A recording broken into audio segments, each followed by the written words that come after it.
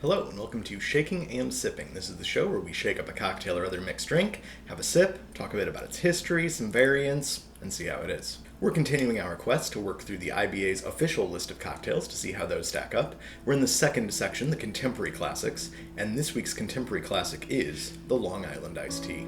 Now, the Long Island Iced Tea is a lot. It is a lot of things mixed together in such a way that I don't recall being all that interesting, but I have not had one in many years.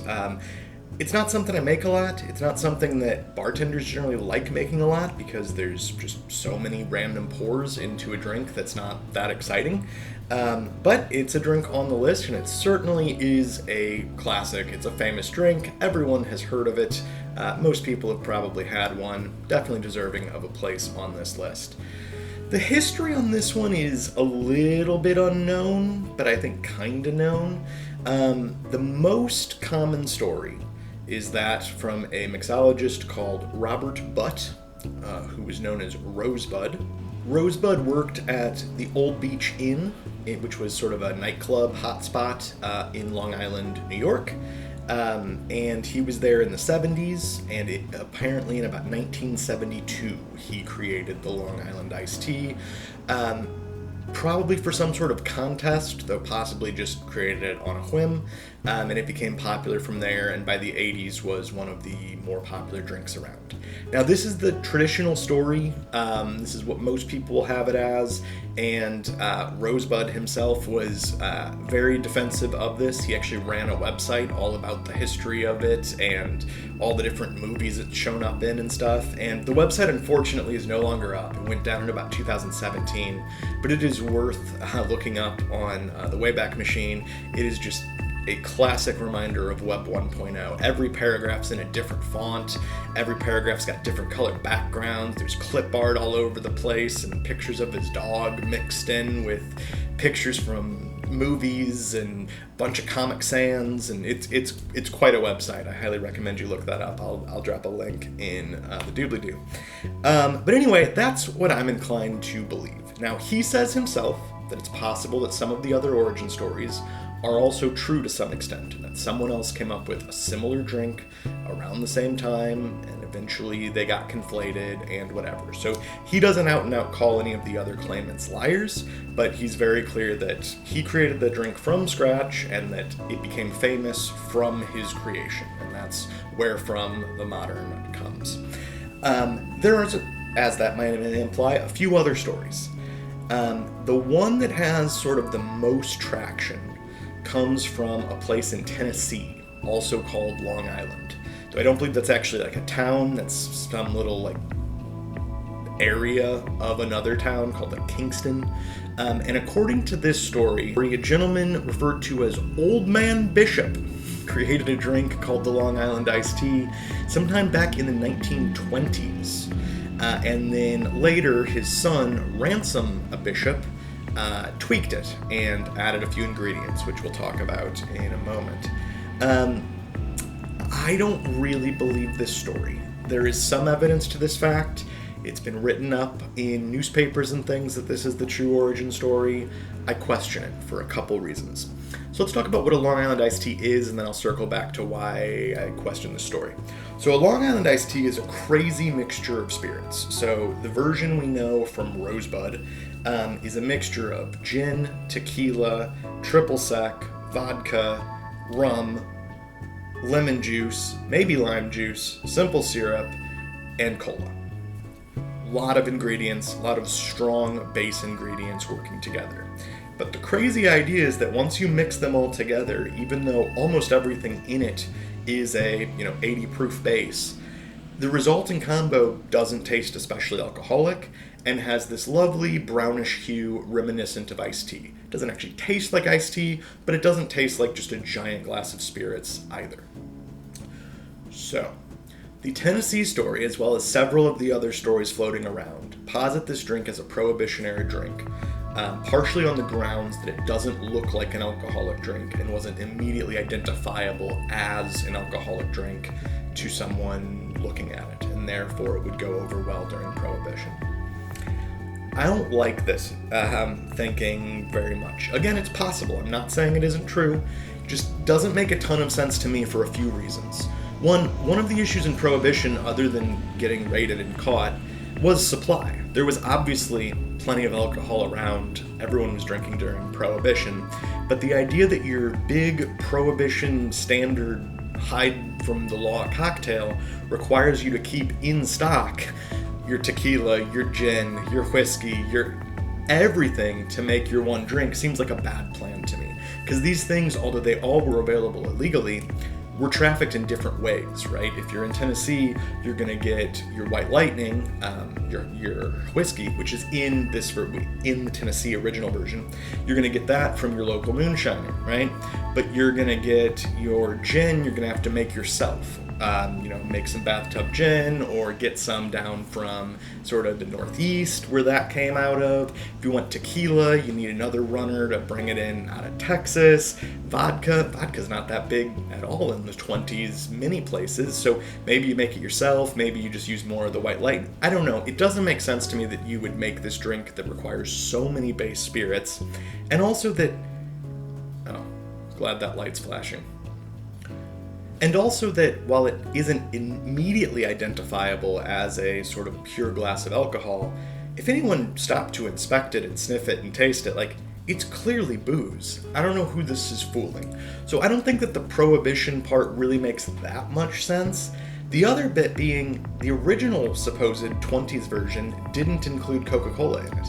And we discussed this in our Cuba Libre episode. Coke and Blanc, Coke and whiskey or Coke and rum or whatever else, became really popular in the States during Prohibition because the quality of spirits went down, people needed a strong mixer to make it palatable. So the fact that that's not even present in the Prohibition era version, that's supposedly added later by Ransom in the 40s, the story generally goes, it just doesn't make a ton of sense to me. To me, if there was a Prohibition version, that version would be 2 spirits and Coke. And then later in the 40s, you'd play with adding in other spirits, adding in citrus, etc., not the other way around. So it's possible. I'm perfectly willing to believe that Old Man Bishop mixed a bunch of drinks, and maybe he made one kind of like this. Doesn't make a ton of sense to me, and I don't think the historical evidence is there, so I'm giving it to Rosebud. Alright, so that was a lot of words. We're going to make sort of 3 versions today. We're not actually going to make the IBA spec exactly, which I know sounds crazy, but I just don't need 3 full Long Island iced teas in my life today, so I'm only really making 2 full ones, and there's a tweak I think we have to make to the IBA version, so we'll get to that when we start making it, but it's a change in the citrus. So we'll make that, and then we'll do both versions of the supposed Tennessee origin. We'll make the original version, and then luckily the tweaks that Ransom made to it only add more ingredients. So we can make the original, and then we can add Ransom's changes, and kind of see how those work out. Alright, let's make some Long Island iced teas. Alright, we're going to start with some shaker tins. While this drink is generally served in a highball glass, and it's pretty highball-like in its creation, being sort of spirits and Coke. Traditionally, you shake everything other than the Coke and then add that in at the end. So we're starting off in our shaker tins, and we're starting off by breaking the IBA's rules immediately. IBA spec has only lemon juice in the drink. I haven't had one in a while, but from my recollection of making them years ago, a mixture of lemon and lime juice is crucial. And the original drink from good old Rosebud and his ilk back in the sort of disco cocktail days would have used some sort of a weird sour mix, which doesn't really taste exactly like the fruit of any one thing. So I think using the lemon and lime makes sense. So, you can disagree, but that's what we're doing today. I want 15 milliliters, or half of a fluid ounce. Not quite enough. I want the same amount of lemon, and if you do want to follow that IBA spec, just use the full 30 milliliters or 1 fluid ounce of the lemon. I want 20 milliliters or 2/3 of an ounce of simple syrup. I'm using my 2-to-1 Demerara.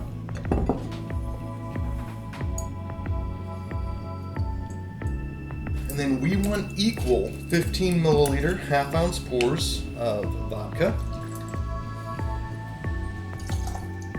gin, Blanco tequila, white rum,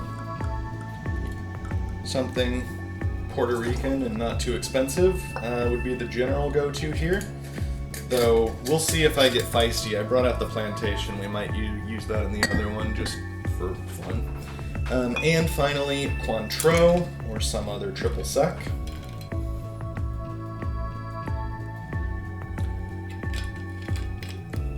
One of very few existing sort of named variants to this that's somewhat popular.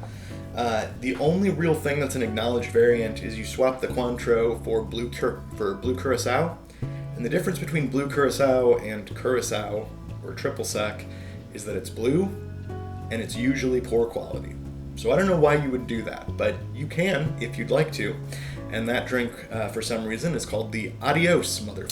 Alright, we're gonna throw some ice in and just briefly shake it. Like I said, a lot of folks, including the IBA, just build this in the highball glass, which is fine too. Just think you get much better combination of everything if we're pre-shaking. So here we go.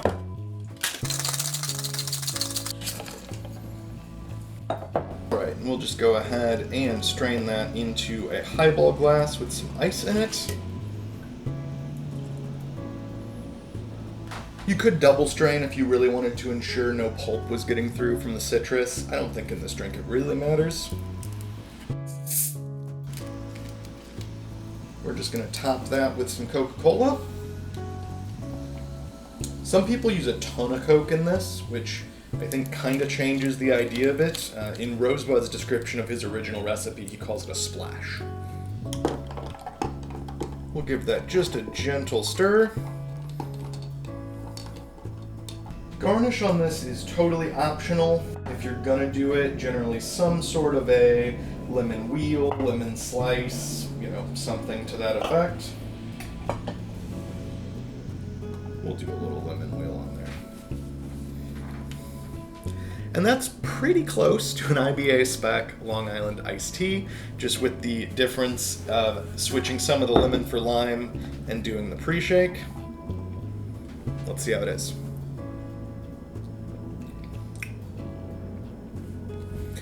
Yeah, so I mean, it's not a bad drink. Doesn't really taste like alcohol, which is crazy.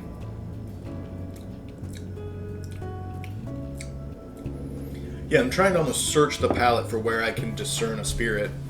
There's a lot of citrus quality, but it's kind of not sharp. It's big and a little bit sweet, up in the palate and toward the back. It's bright, but not like super sour tart. It's just bright in a fresh, slightly sweet, citrusy way.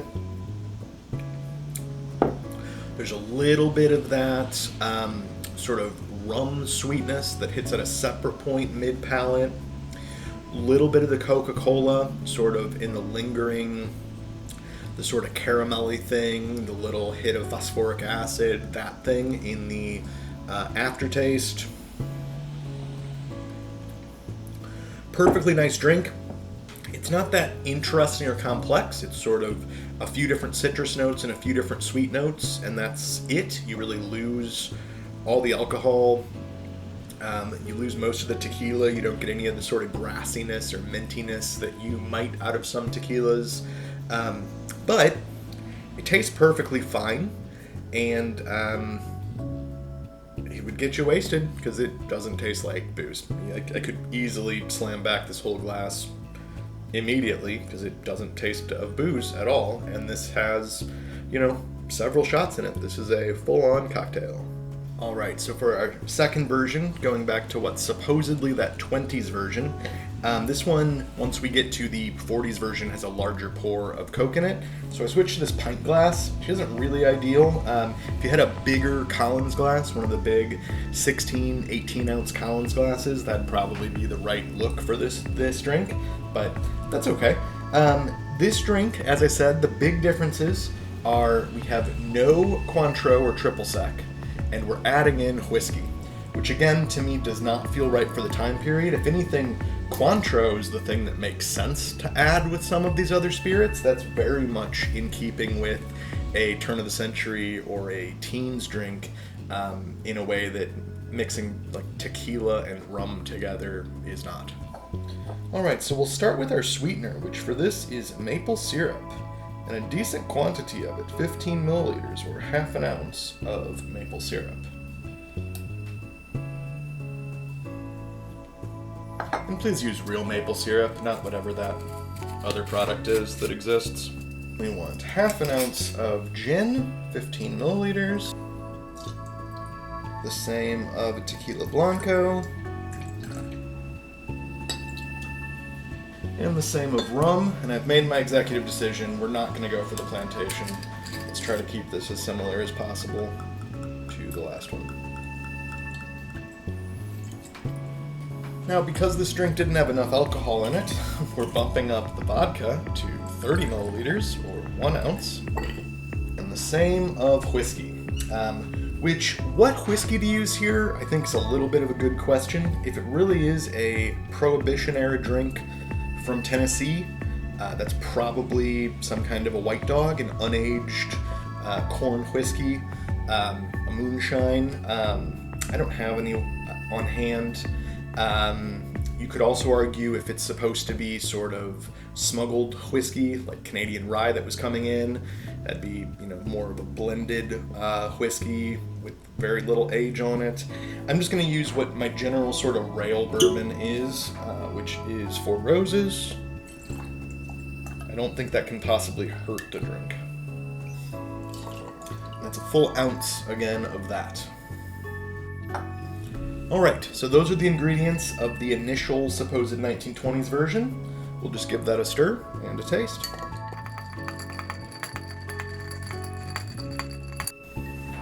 Alright. And obviously this fill is crazy low right now, but we're going to be adding to it. Wow. I mean, I'm going to be honest with you, that does not smell good. That just smells like bourbon and gin together, which isn't really a thing I'd normally mix outside of, very specific circumstances. It smells very astringent.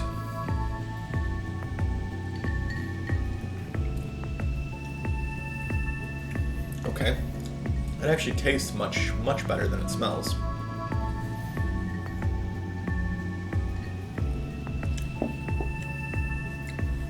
It doesn't taste great, I wouldn't say. So the very front of the palate, I'm not sure what that flavor is. There's some weird flavor. It's not bad. It's just, I don't know what it is. It's not a discernible flavor I'm familiar with. Then we roll into a little bit of sort of a rummy sweet place. A little bit of maple then shows up after that. And then there's a little bit of burn, but it's not a great burn. It's not bad, but it's not that just nice sort of, funky rum hitch in your back of your throat, Jamaican rum burn. It's a higher up, more full mouth, just sort of alcohol-y. I think it's probably from having all the vodka and there not being any sort of fruit or anything to cut this. It's not bad. I don't know that I would ever make that again, ever. Alright, now if we doctor it up in the way that Ransom apparently did. His measurements are also not incredibly clear, but I believe it to be something like 15 milliliters of lemon,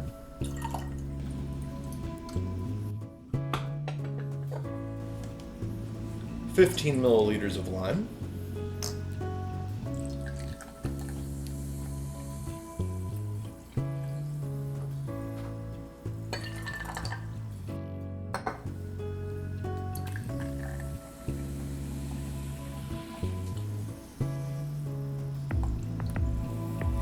and 120 milliliters, or 4 fluid ounces of Coca-Cola.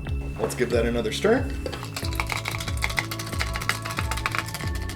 And we'll do another lemon wheel for this one. I've seen this done with a cherry before too, or nothing. We'll just go with the lemon. So I'm smelling a lot more citrus. Obviously we've discussed Coca-Cola before, but biggest note in Coca-Cola is orange. followed by lime and bitter orange. So that's playing with the fresh citrus we just added. So nose is much nicer.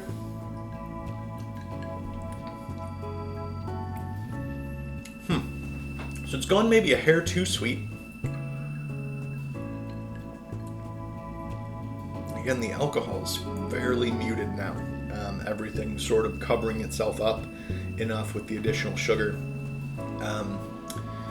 I get sort of Coke in a little bit more brown sugary of a way, and then I get the citrus showing up separately, sort of further back, but really bright, and then maple to finish. So yeah, it sort of tastes like a real sugar Coke mixed with a little bit of orange juice and maple syrup, which isn't something I'd necessarily make, but isn't bad. It doesn't sound like a great combination, but it's not a bad combination. Yeah. Quick compare contrast. Yeah, that's better. This, if anything, you can slightly more easily taste some of the alcohols in. I think specifically you can tell there's rum in this in a bigger way than this. Like, for some reason, I'm not getting any of the vanilla out of the bourbon. I don't know. I don't dislike either of these. I don't know that I'm going to be making either of these again anytime soon, but I think this would be my play if I had to. The last thing I want to try really quick, and then I'll let y'all go, is some folks swear by adding a dash or two of Angostura bitters to this one. And I've said before on the show several times, my general life opinion is that Angostura bitters make everything better. So, let's find out.